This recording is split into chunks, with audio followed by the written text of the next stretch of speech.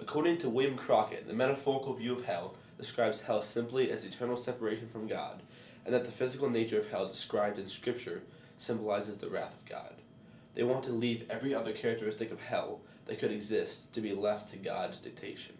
The reason they believe the fiery lake of burning sulfur or the weeping and gnashing of teeth to be interpreted metaphorically is because biblical interpretation shows a history of much of Scripture being interpreted in the same way, like Luke 14:26, for example.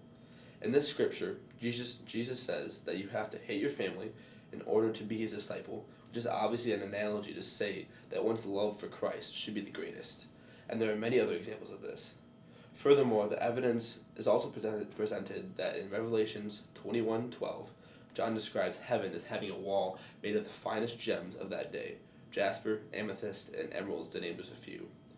However, why would heaven need a wall, and why wasn't this wall described as being made of diamonds, which are far more precious than any of these other gems? This is because John was describing heaven using the most precious and sought-after materials of that day. In other words, he was just trying to make heaven sound glorious, using the most high-flown language he could think of. But what's the significance of the wall, you may ask?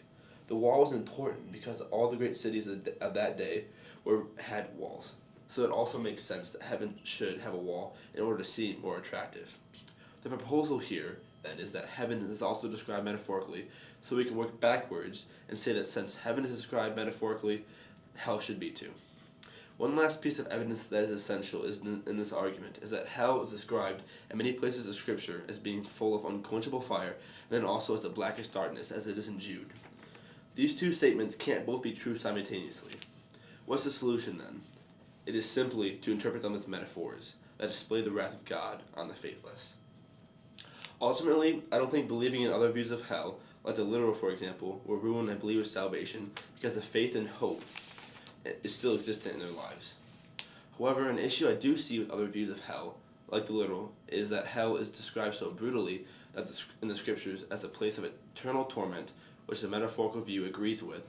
But the issue is that if God really does love all people, even the non-believers, then why would he subject them to more excruciating pain on top of eternal separation from Christ? Why couldn't he just cut off their connections with him and leave it at that, because that realm would be suffering enough? This could be harmful to a non-believer's perspective of Christ if the literal view of hell is being pushed upon them because they could see this exact discrepancy that I have. How can a loving God subject a more unnecessary amount of torment upon the faithless, they may ask? This is an excellent question.